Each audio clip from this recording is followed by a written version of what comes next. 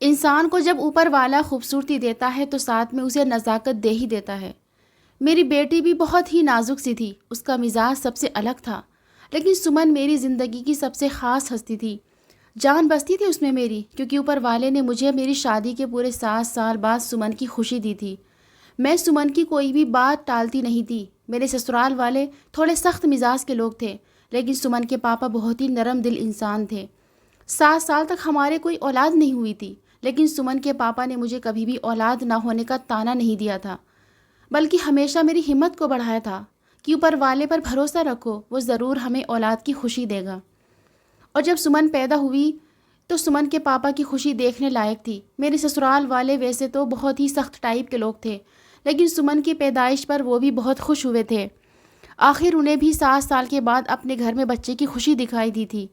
सुमन इतनी प्यारी, इतनी खूबसूरत थी, ख़ानदान का हर आदमी उसे अपनी गोद में लेने के लिए मचलता था। जैसे जैसे सुमन बड़ी होती गई, उसकी खूबसूरती में और भी ज़्यादा बढ़ोतरी होती चली गई थी। कभी कभी तो मुझे सुमन की खूबसूरती से डर लगने लगता था। पता नहीं कहाँ से उसने ये रूप चुराया था। सुमन के पापा भी सांवले थे और मैं भी इतनी ज़्यादा खूबसूरत नहीं थी, लेकिन सुमन ने तो खूबसूरती के सारे रिकॉर्ड ही तोड़ दिए थे। खूबसूरती के साथ साथ उसके चेहरे पर बला की मासूमियत भी थी। हर कोई उसे पसंद करता था। इसके अलावा सुमन पढ़ाई में भी बहुत तेज़ थी।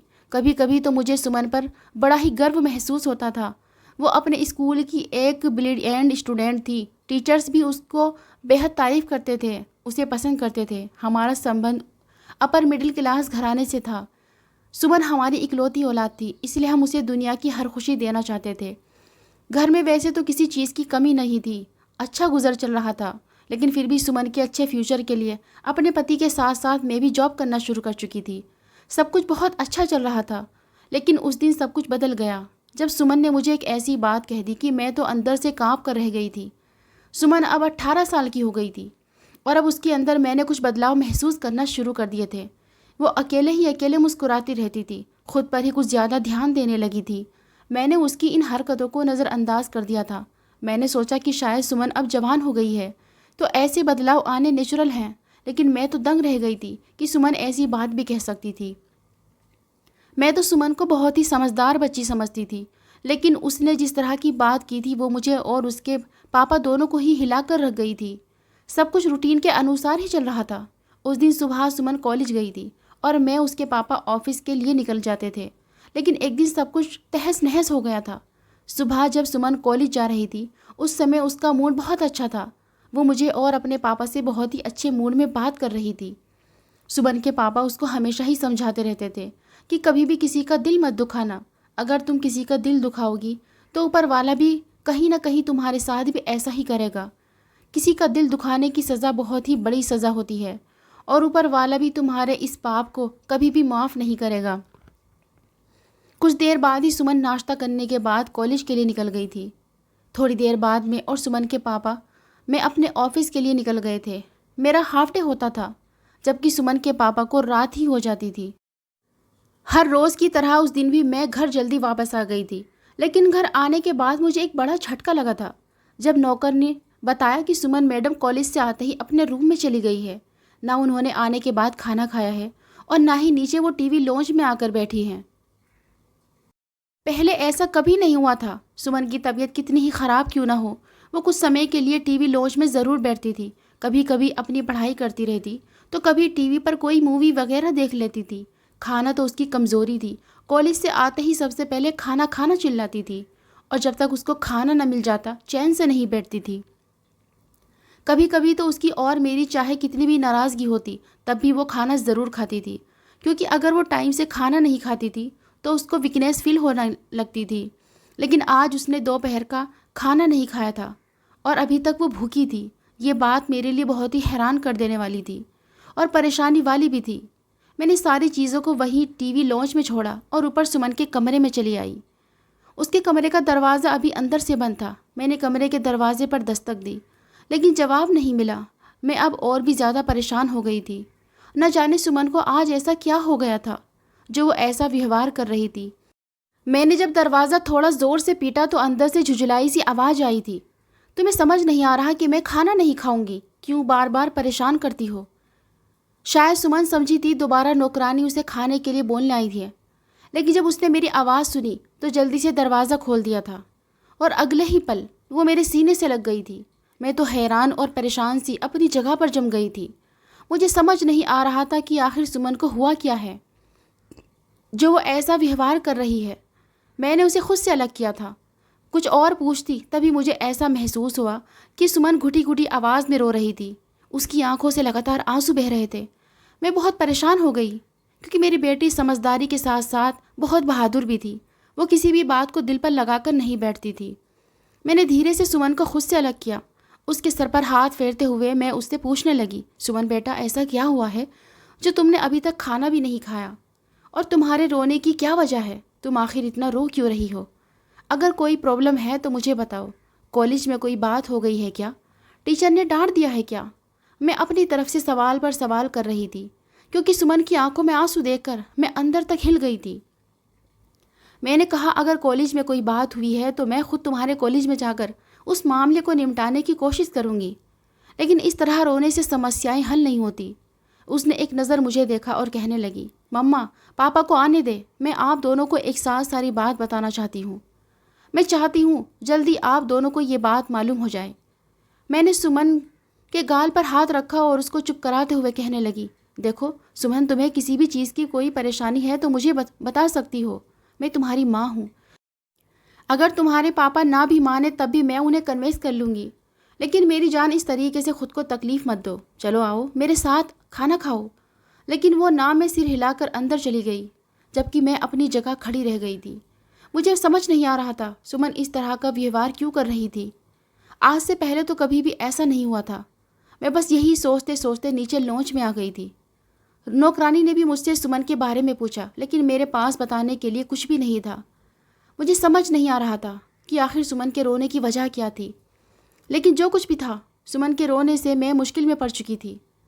मैंने कुछ सोचकर फ़ौरन ही सुमन के पापा को कॉल कर दिया और उन्हें घर जल्दी आने का बोलकर किचन में चली आई ताकि जल्द से जल्द खाना तैयार कर सकूं।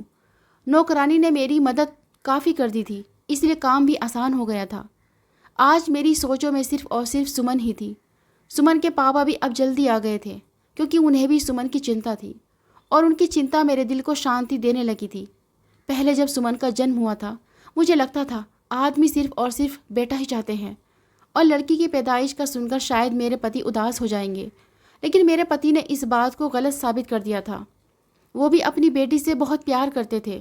मैंने अपने पति को सुमन के बारे में बता दिया और हम सुमन के कमरे में चले गए। सुमन अब भी टेंशन की हालत में थी।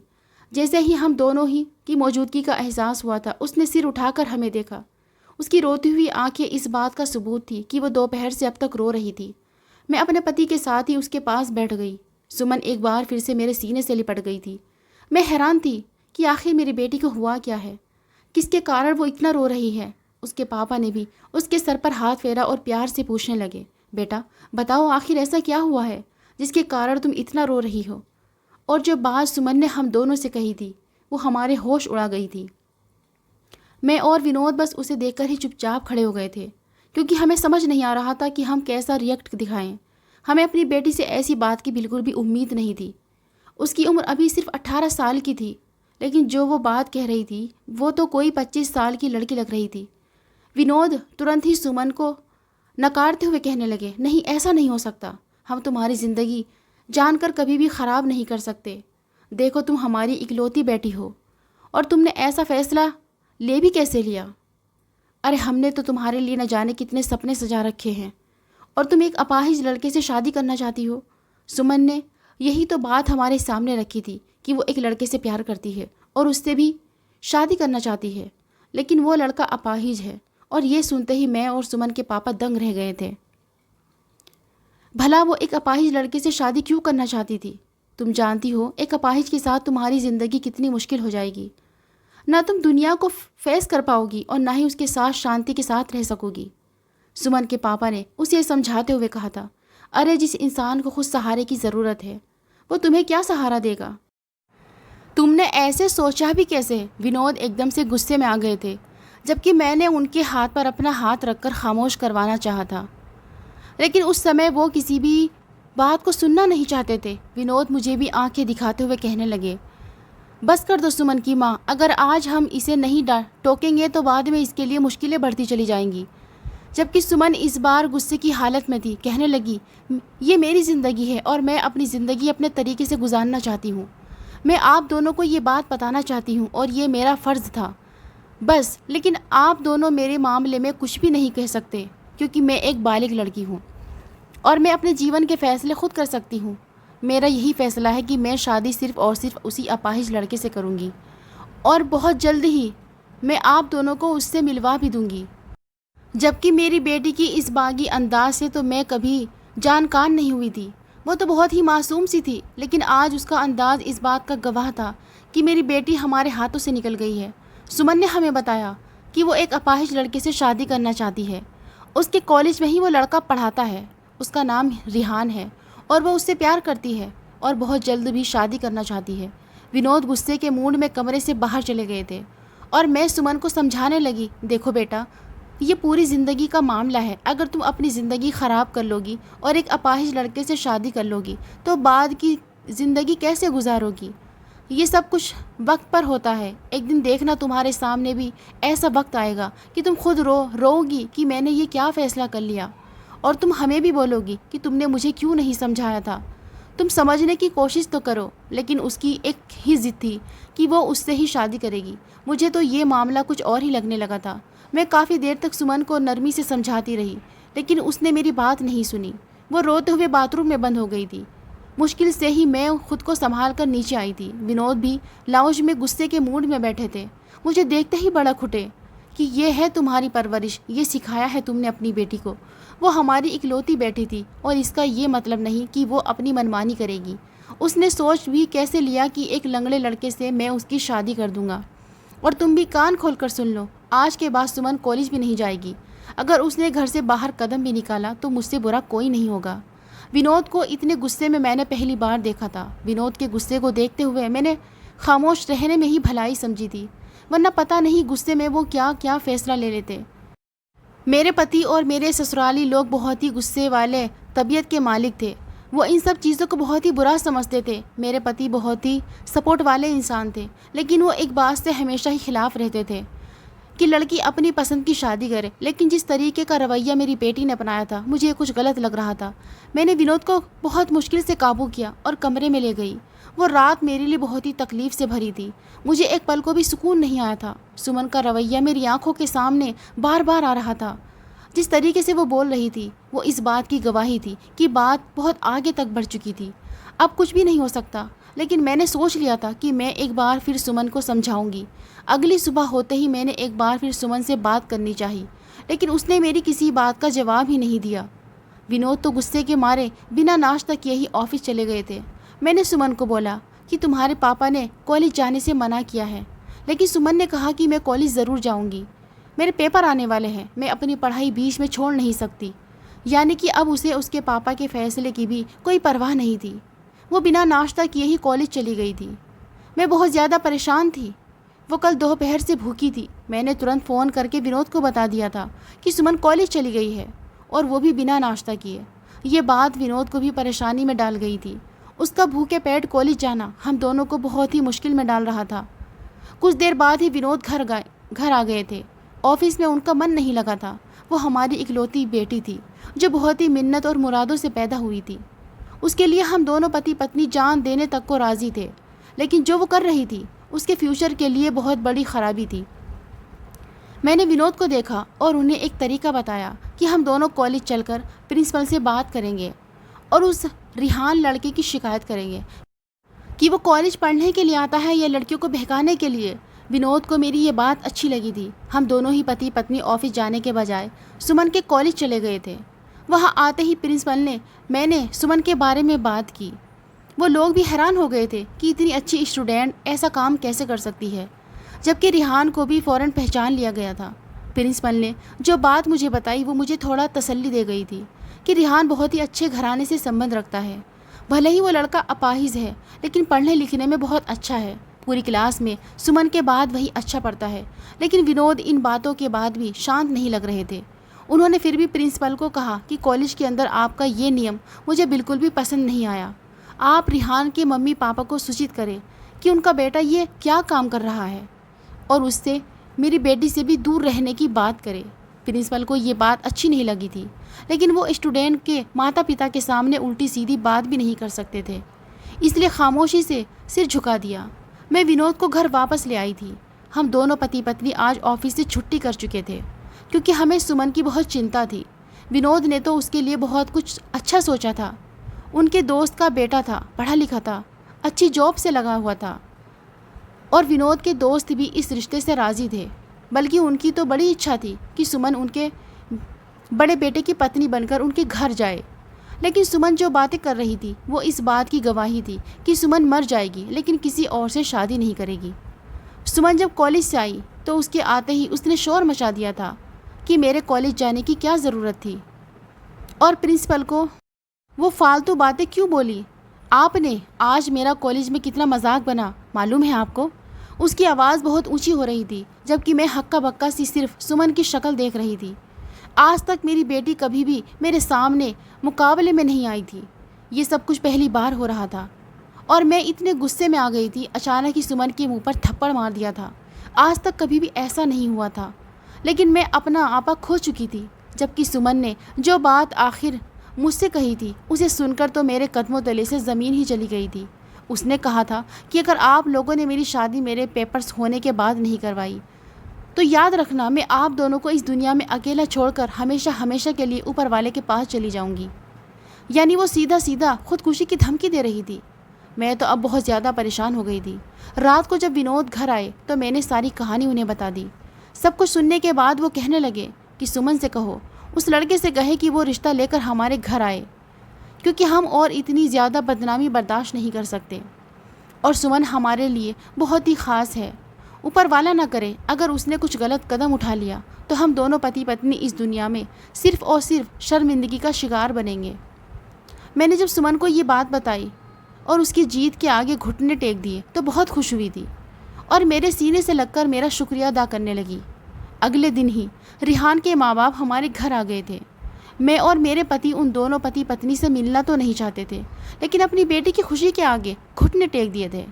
उन दोनों पति पत्नी का पहनावा इस बात की गवाही था कि वो बहुत अमीर घराने से संबंध रखते थे। मैंने और मेरे पति ने उन दोनों पति पत्नी से बहुत अच्छे से बात की थी और सुमन हमारे लिए बहुत ख़ास थी, इसलिए उसकी खुशी के लिए ये सब कुछ करना था। अगर हमारी बेटी को कुछ हो जाता तो हम कभी भी खुद को माफ़ नहीं कर पाते। रिहान के माँ बाप बहुत ही मोहब्बत वाले इंसान थे, बहुत ही प्यार से हम लोगों से मिले थे। अगर रिहान अपाहिज ना होता तो शायद इस रिश्ते पर मुझे खुशी होती, लेकिन रिहान का अपाहिजपन मेरे दिल में किसी सुई की तरह चुभ रहा था। वो एक टांग से अपाहिज था, ठीक से चल भी नहीं पाता था। पता नहीं सुमन ने उसमें क्या देखा था। उसके लिए तो लड़कों की लाइन लगी हुई थी। किसी पर भी उंगली रख देती तो वो लड़का खुशी से उससे शादी के लिए राज़ी हो जाता। मेरी बेटी लाखों में एक थी, किसी भी चीज़ की कोई कमी नहीं थी, लेकिन फिर भी उसने एक अपाहिज लड़के को अपने जीवन साथी के रूप में चुना था। रिहान के माता पिता ने कहा कि वो सुमन की पढ़ाई शादी के बाद भी कंटिन्यू रखेंगे, इसलिए मैंने और मेरे पति ने इस रिश्ते के लिए हाँ कर दी थी। शादी 15 दिन के बाद थी। हम दोनों पति पत्नी ने मुझे दिल के साथ सुमन की शादी भी कर दी। पूरा ख़ानदान हमारे खिलाफ हो गया था, लेकिन अपनी बेटी की खुशी के आगे हम दोनों ने किसी को भी ध्यान नहीं दिया था। लेकिन शादी के बाद जो खबर मुझे मालूम हुई वो मेरे कदमों तले से ज़मीन निकल गई थी। ये बात सुनकर मुझे अपनी बेटी पर गर्व हुआ था, लेकिन उसके जज्बाती फ़ैसले पर अफसोस भी हुआ था। मेरी सुमन बहुत प्यारी थी और दुल्हन बनकर तो बहुत ही खूबसूरत लग रही थी। मैंने शादी पर पहली बार रिहान को देखा था और उसे देखकर मेरे दिल को कुछ हुआ था। वो बुरी तरह लंगड़ाते हुए आया था। उसके हाथ में एक बैसाखी थी जिसके सहारे से वो चल रहा था। हालांकि अच्छी पर्सनालिटी का मालिक था। वो गोरा चिट्टा था। अगर अपनी टांग से सही होता तो शायद उसमें किसी भी चीज़ की कमी नहीं थी। सुमन और रिहान की जोड़ी चांद सूरत की जोड़ी लगती थी, लेकिन रिहान की अपाहिज टांग ने इस रिश्ते पर एक पेबंद सा लगा दिया था। मेरी और विनोद की हालत बहुत ख़राब हो रही थी। पहली बार हम अपनी बेटी को अपने आप से दूर भेज रहे थे। मेरे पति और मैंने रिहान के माँ बाप के आगे हाथ जोड़कर विनती की थी कि अगर उससे कोई गलती हो जाए तो उसे माफ़ कर देना, बस उसके साथ कोई जुल्म मत करना। हमारे पास एक हमारा यही कीमती फूल है।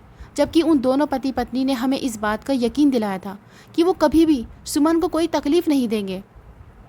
जिस तरह से हमारे लिए रिहान है वैसे ही सुमन होगी। जबकि उनका ये मान भरा शब्द मुझे शांति देने लगा था।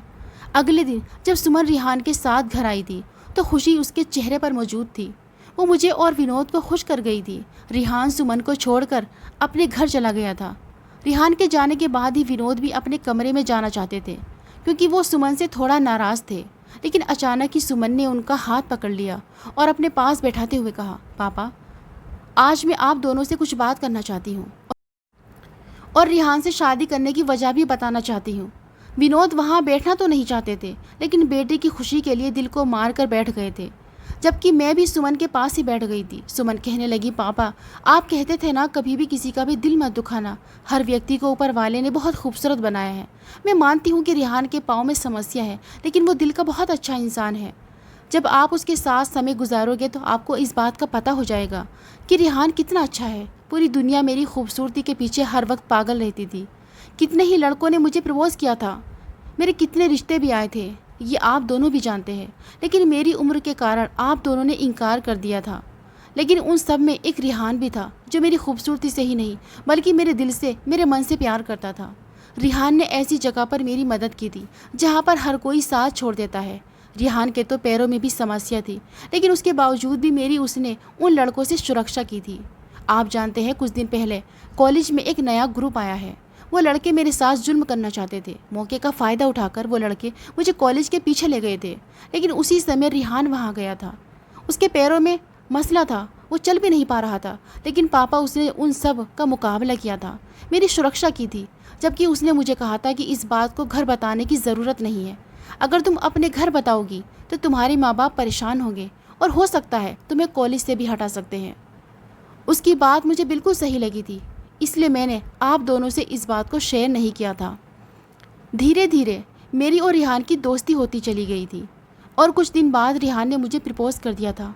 मैं चाहती तो उसे इनकार कर सकती थी, लेकिन आपकी बात मेरे दिल को लगी थी। आप कहते थे ना, कभी भी किसी का दिल नहीं दुखाना चाहिए। अगर कोई आपसे सच्चे दिल से मोहब्बत करता है तो उसकी मोहब्बत को कबूल कर लेनी चाहिए। इसलिए मैंने आप दोनों के सामने सबसे पहले यही बात रखी थी कि मैं एक अपाहिज लड़के से शादी करना चाहती हूँ। और उसके बाद ही मैंने आप दोनों के सामने रिहान को इंट्रोड्यूस कराया था, जबकि मैं और मेरे पति अपनी बेटी को हक्का बक्का देख रहे थे। यानी उसने अपने लिए किसी गलत लड़के का चुनाव नहीं किया था। हम दोनों इस बात को मान चुके थे। जबकि विनोद ने भी सुमन को सीने से लगाकर ढेरों दुआएं दी थी। वक्त गुजरने के साथ साथ रिहान का इलाज उसके माँ बाप ने बहुत अच्छी जगह करवाया था।